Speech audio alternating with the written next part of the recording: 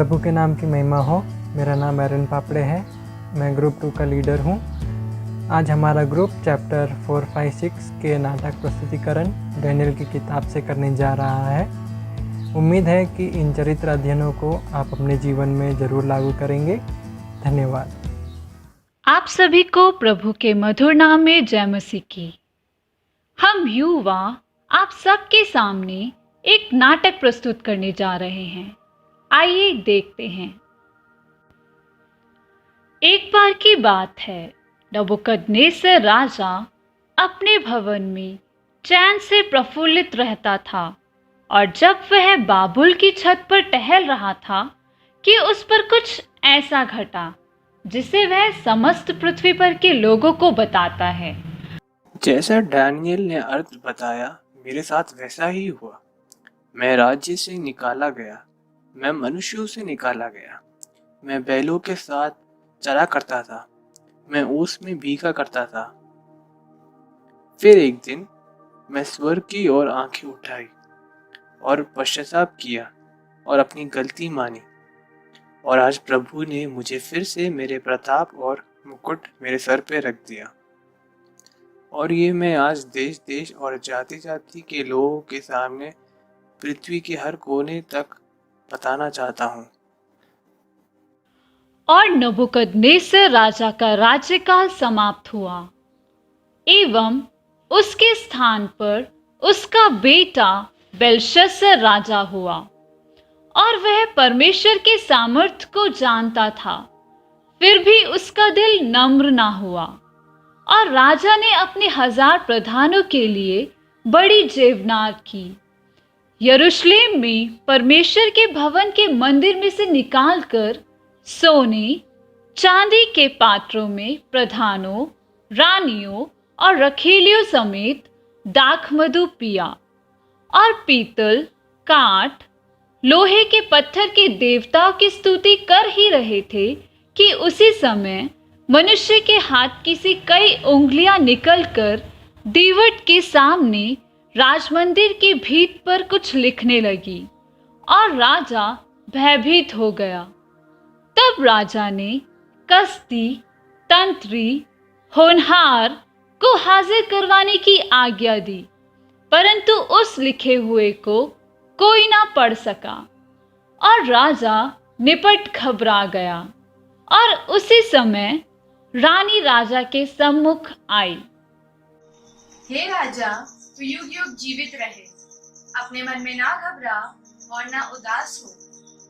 तेरे राज्य में दानियल नामक एक पुरुष है जिसके मन में पवित्र ईश्वरों की आत्मा वास करती है।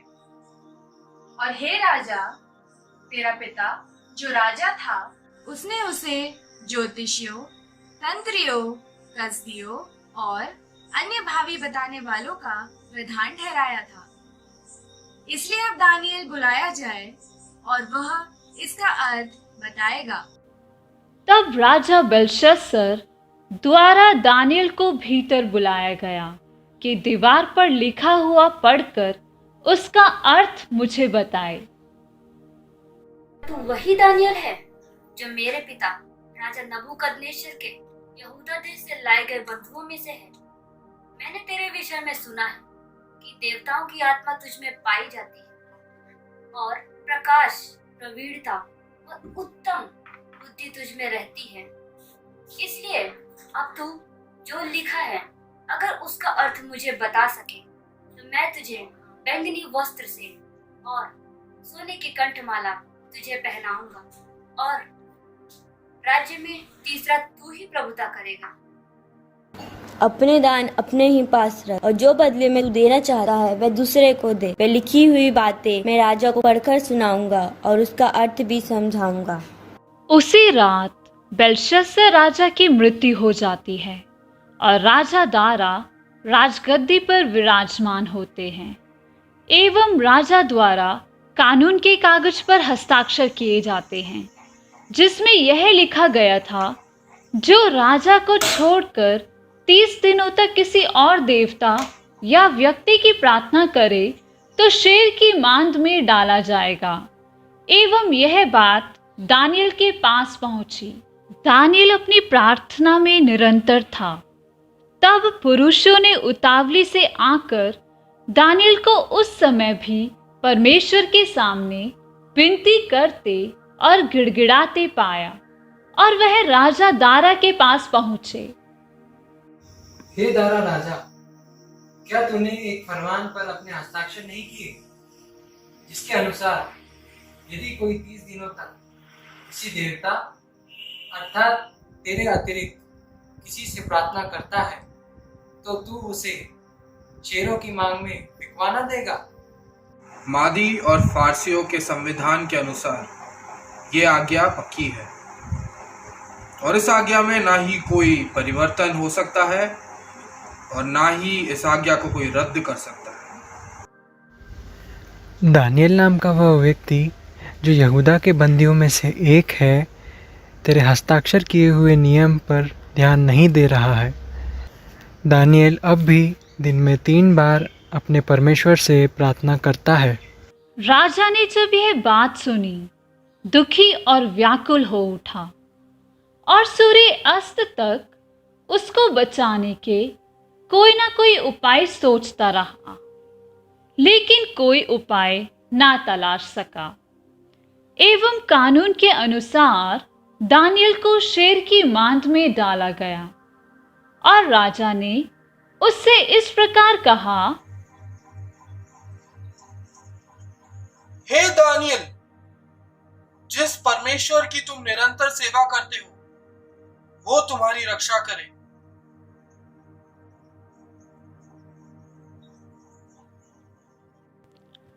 दारस राजा अगले दिन प्रातःकाल होते ही दानियल को देखने शेर की मांद में गया और दानियल को जिंदा पाया। और दानियल उससे कहने लगा, राजा अमर रहे। मेरे परमेश्वर ने मुझे बचाने के लिए अपना स्वर्गदूत भेजा था। उस स्वर्गदूत ने शेरों का मुंह बंद कर दिया। शेरों ने मुझे कोई हानि नहीं पहुंचाई, क्योंकि मेरा परमेश्वर जानता है कि मैंने निरपराध हूँ। मैंने राजा के प्रति कभी बुरा नहीं किया। और राजा दारा ने दानियल को दोषी ठहराने वालों को शेर की मांद में उनके परिवार समेत डाल दिया। और वह मांद में पहुंचे भी नहीं थे कि शेरों ने उन्हें झपट कर सब हड्डियों समेत उनको चबा डाला। और राजा दारा ने एक और कानून बनाया। मैं दारा ये राजाज्ञा प्रसारित करता हूं कि मेरे राज्य में समस्त स्त्री पुरुष दानियल के परमेश्वर की आराधना करेंगे।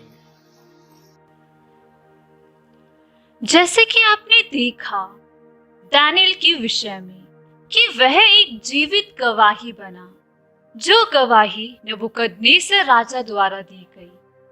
उसने अपने जीवन को एक मसीही विश्वासी की तरह जिया। उसने अपनी पहचान प्रभु में बनाई। वह कभी भी संसारिक वस्तु पर आशा नहीं रखता था और उसके लिए संसारिक वस्तुएं उसके जीवन में कोई मायने नहीं रखती थी।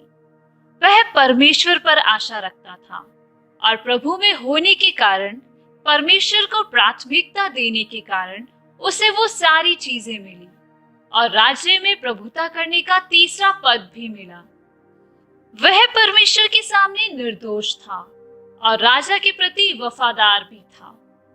दानियल का विश्वास मजबूत था और समस्त पृथ्वी के लोगों ने दानियल की प्रशंसा की और प्रभु का भय माना। दानियल ने कभी शिकायत नहीं की और ना ही न्याय मांगा, क्योंकि उसका भरोसा परमेश्वर पर था कि वह उसके लिए न्याय करेगा। दानियल एक जवान था, एक युवा, आपकी और हमारी तरह, परंतु वह नमूना बना ताकि कोई उसकी जवानी को तुच्छ ना समझने पाए। जैसा कि 1 तिमुथी 4:12 में लिखा है, कोई तेरी जवानी को तुच्छ ना समझने पाए, पर और चाल चलन और प्रेम और विश्वास और पवित्रता में विश्वासियों के लिए आदर्श बन जा।